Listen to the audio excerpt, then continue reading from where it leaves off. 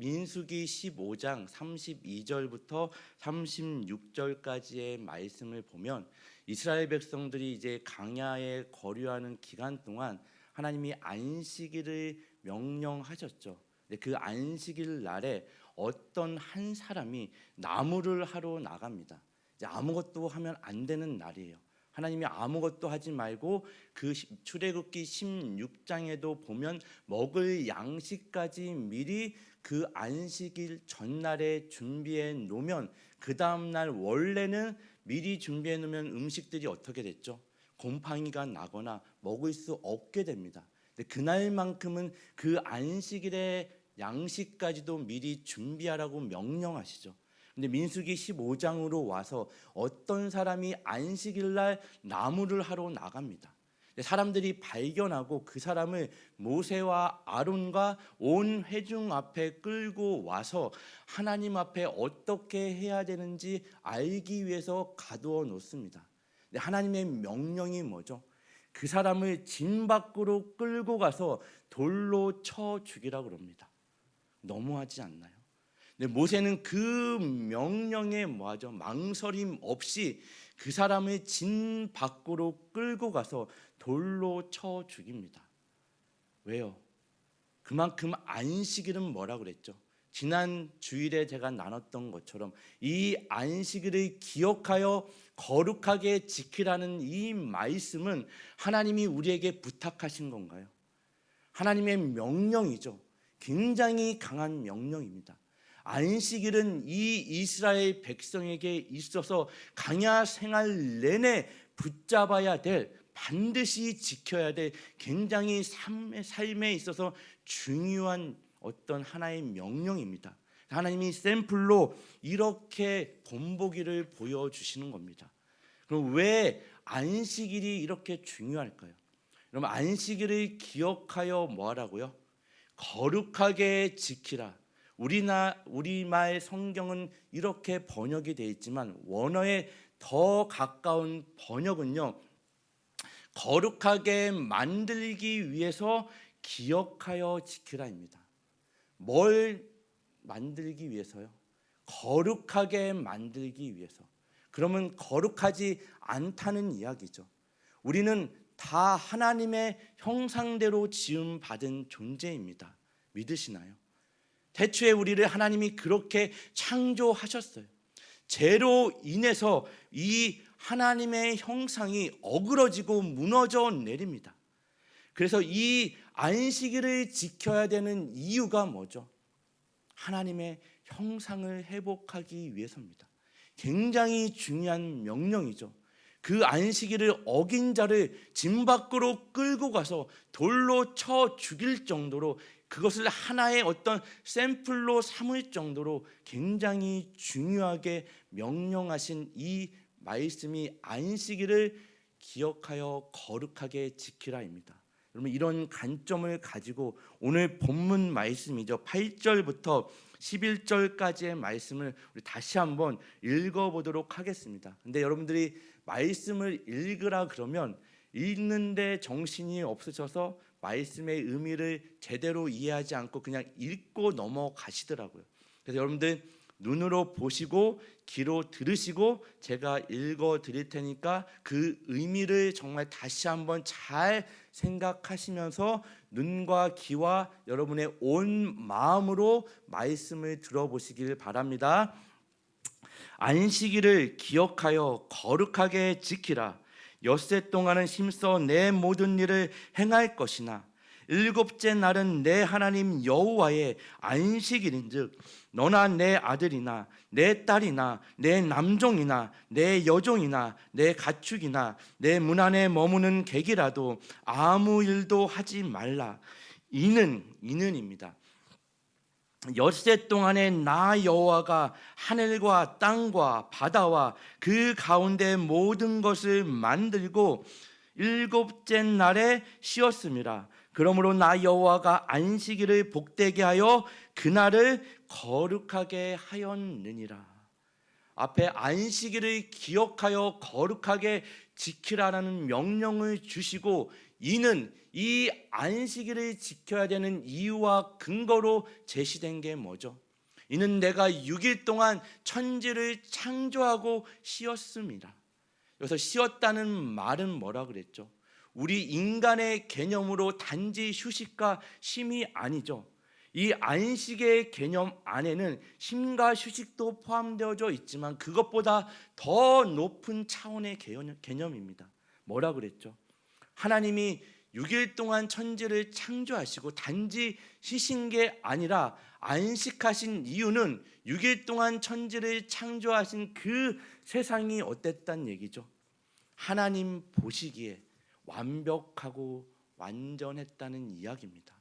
하나님의 형상대로 지음받은 우리가 하나님과 함께 살기에 완벽하고 완전했던 세상, 하나님이 보시기에 좋았던 그 세상에는 인간이 할 수 있는 일이 있나요?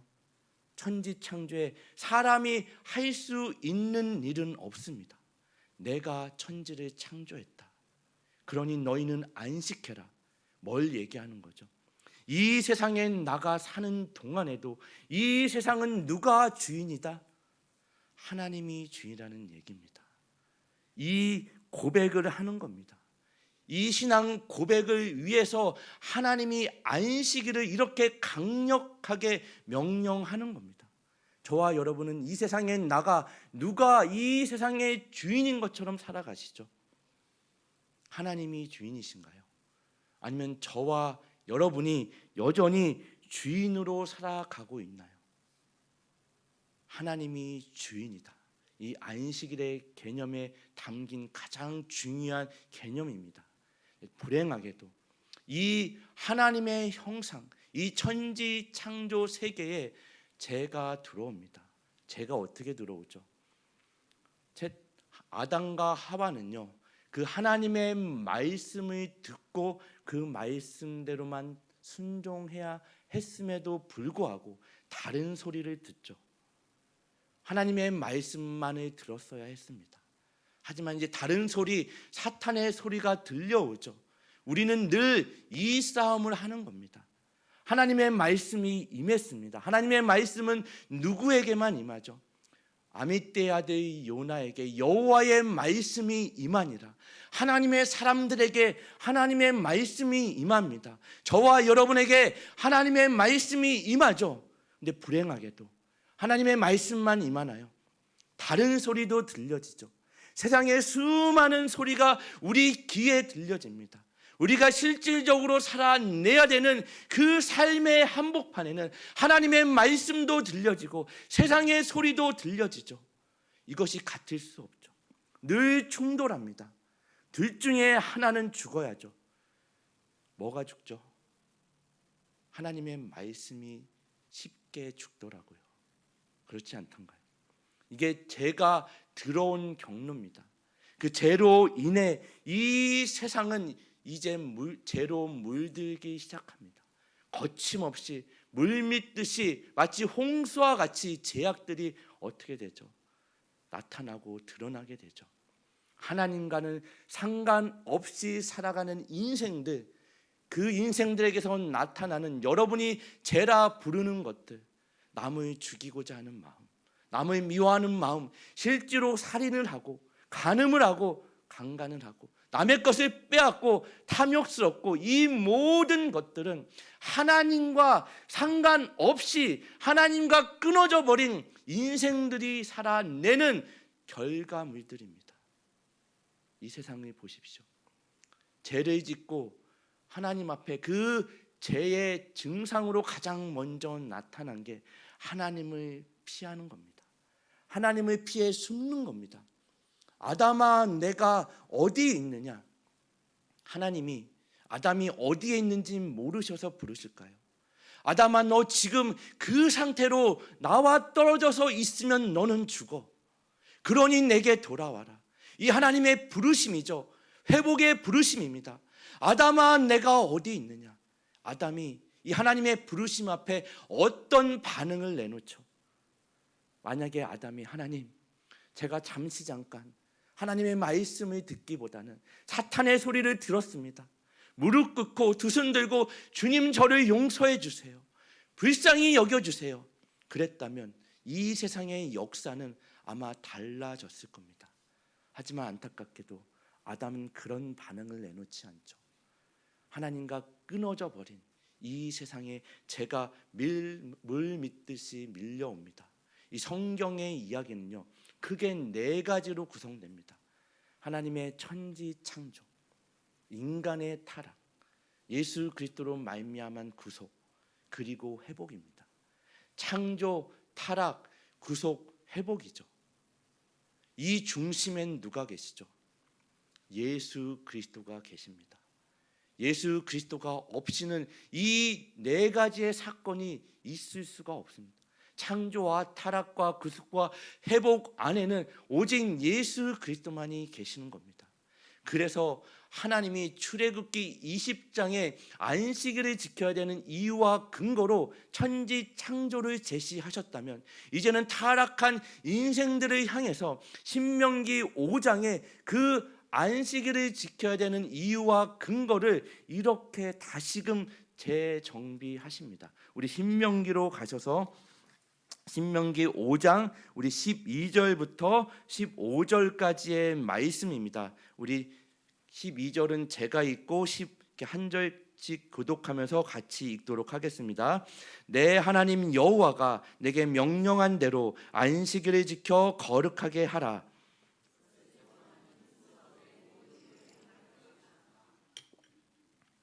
일곱째 날은 내 하나님 여호와의 안식일인즉 너나 내 아들이나 내 딸이나 내 남종이나 내 여종이나 내 소나 내 낙이나 내 모든 가축이나 내 문 안에 유하는 객이라도 아무 일도 하지 못하게 하고 내 남종이나 내 여종에게 너같이 안식하게 할지니라.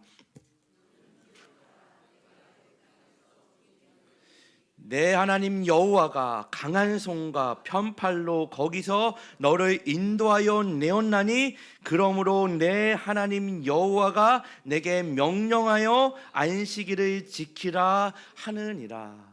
14절까지의 말씀은 안식일을 지키라는 명령이 출애굽기와 비슷합니다. 15절에는 그 안식일을 지켜야 되는 이유와 근거가 이렇게 바뀌죠. 어떻게 바뀌죠? 너는 기억하라, 내가 애굽 땅에서 뭐가 되었더니 종이 되었더니. 이스라엘 백성은 애굽에 내려갈 때 종으로 내려간 적이 있다고 그랬어요? 없다고 그랬어요? 종으로 내려가지 않았죠. 국무총리가 된 요셉, 그 나라의 모든 것을 다스리는 요셉이 이제는 그 세상에 기근이 옴으로 인해 배다른 형제들, 그 이스라엘 그 백성들이 요셉의 그늘 밑으로 들어갑니다. 근데 시간이 지나고 그 역사가 출애굽기 1장, 2장, 3장을 보면 그 요셉을 알지 못하는 한 왕이 일어났다고 기록하고 있습니다. 그럼 요셉을 모르는 한 왕이 일어났다는 말이 뭐라 그랬죠? 여러분, 요셉을 모를 수가 있나요?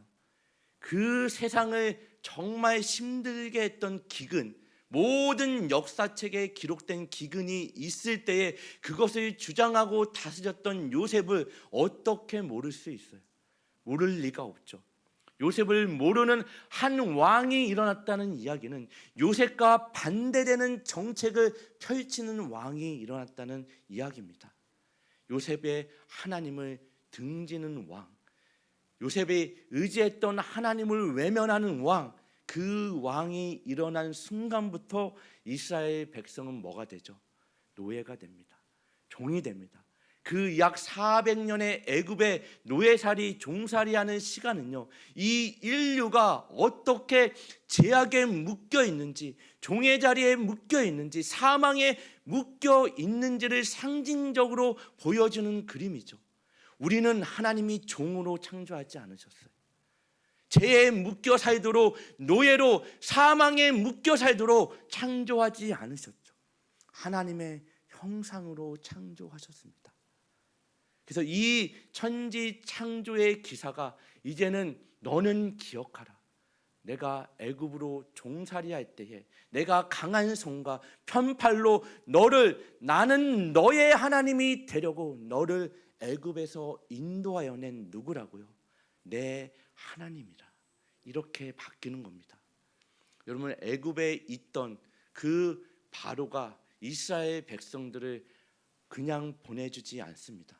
모세를 앞세워 이제 우리가 하나님을 예배하기 위해 나가겠습니다. 바로가 완고하죠. 그 또한 하나님의 역사입니다. 그리고 마지막 10번째 재앙을 통해서 바로가 그들을 보냅니다. 10번째 재앙이 뭐죠? 장자의 죽음이죠. 첫 것의 죽음입니다. 성경에서 첫 것은 뭐라 그랬죠? 나머지 모든 것을 대표하는 겁니다. 그래서 첫 장자를 죽이셨다는 이야기는 애굽의 모든 땅, 모든 사람을 벌하셨다는 이야기입니다. 내가 하나님이다. 나만이 유일한 하나님이다. 너희가 믿는 모든 신들은 가짜다. 그리고 고센 땅에 모여 살고 있는 이스라엘 백성들에게 하나님이 이렇게 명령하시죠.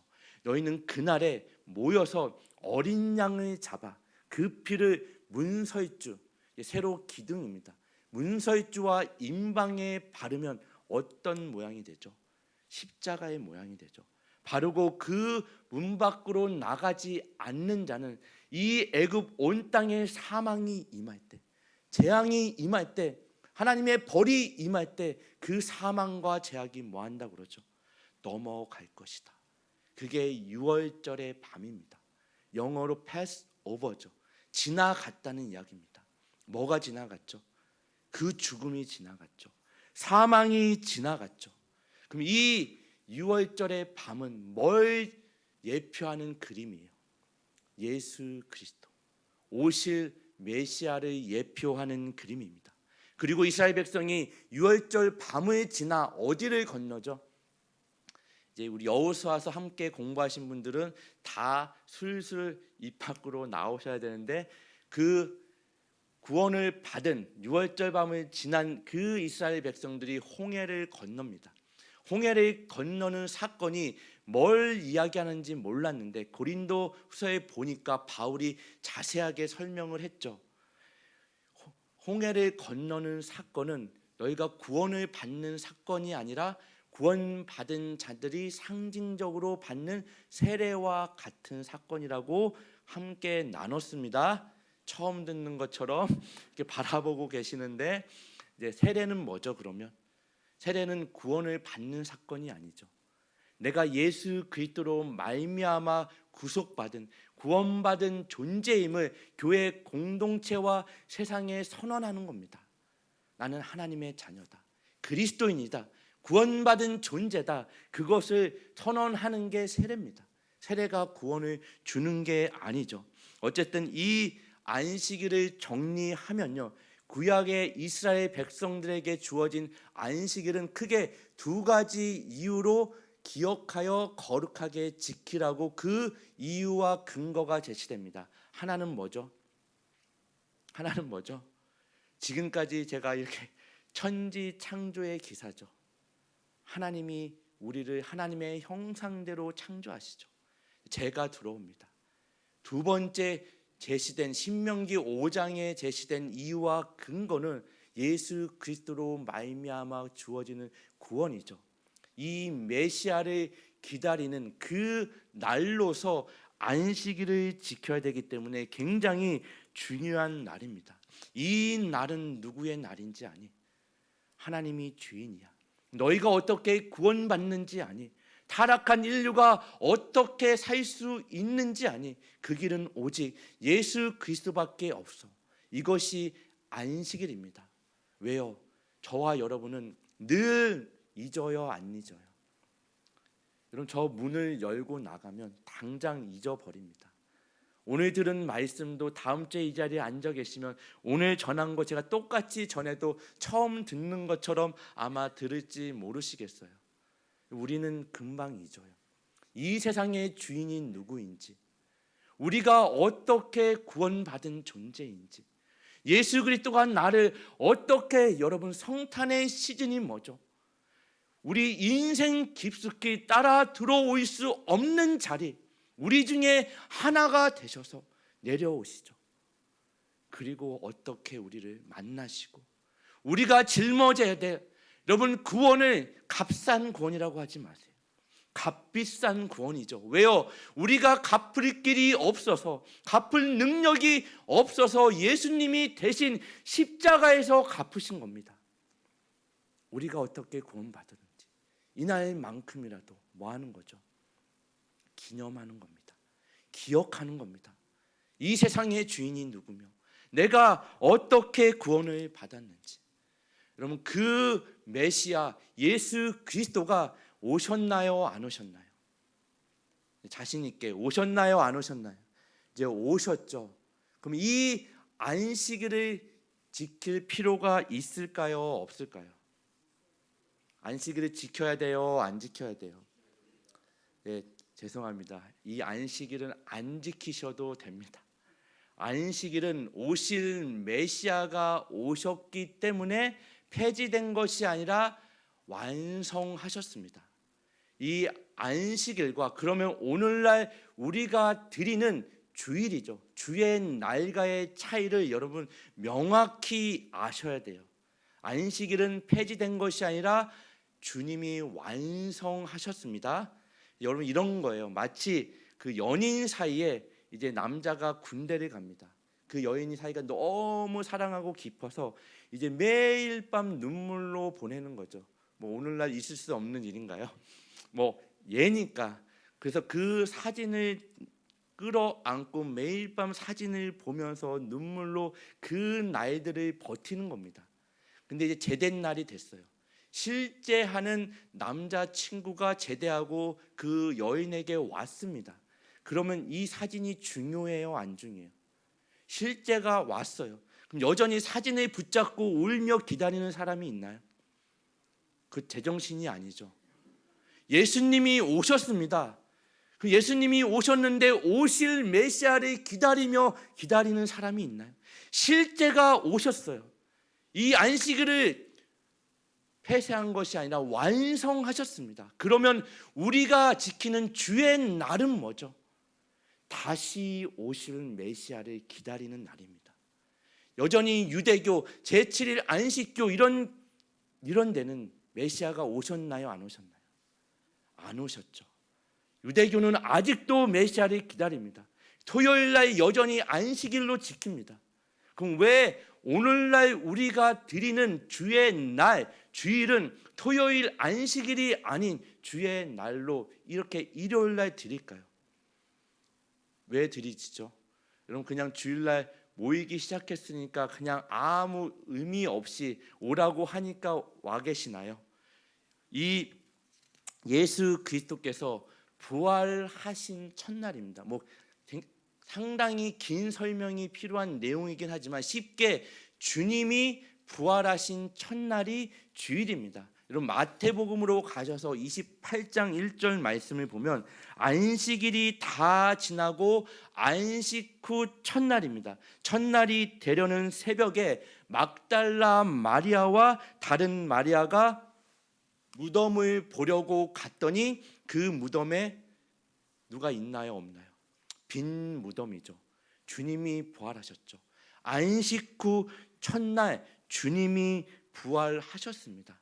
근데 처음 초대교회가 이제 형성되는 그때에는요, 기독교라는 게 없었죠. 다 유대교입니다. 사도 바울도 유대교였고 사도들도 유대교고 심지어 예수님도 유대교입니다. 사도 바울과 나머지 사도들도 다 안식일을 지켰나요? 안 지켰나요? 안식일을 지켰죠. 사도행전 18장으로 가셔서 4절 말씀을 보면 안식일마다 바울이 해당에서 강론하고 유대인과 헬라인을 건면하니라. 그리고 사도행전 20장으로 가시면 7절에 그 주간의 첫날에 우리가 떡을 떼려 하여는 모여서 예배를 드렸다는 이야기입니다. 모였더니 바울이 이튿날 떠나고자 하여 그들에게 강론할 때 말을 밤중까지 계속하매. 이제 안식일도 지키고 따로 안식 후 첫날이죠. 주님이 부활하신 그날에 교회가 모였나요? 안 모였나요? 예배하러 모였습니다. 두 가지가 다 가능했다는 이야기죠. 그 주간의 첫날이 정확하게 어떤 날이죠? 주일이죠. 그럼 주일, 뭐의 줄임말이라고 그랬어요? 주의 날입니다. 이날은 주의 날이죠. 그 한 주에 시작하는 날이나요? 끝의 날이나요? 시작하는 날이죠. 그럼 이 날이 주의 날이면 나머지 모든 날도 주님의 날이라는 이야기죠. 그래서 주일입니다. 주말이 아니에요. 주님의 날이죠. 주말은 내가 인간적인 힘을 갖는 날이죠. 내가 하고 싶은 일들을 하는 날입니다. 들로 산으로 바다로 놀러 갈 수 있는 날이죠. 캠핑을 가고 낚시를 가고 내가 원하는 일들을 하는 날이 주말이죠. 주말이 아니라 뭐라고요? 주일이죠. 주의 날입니다.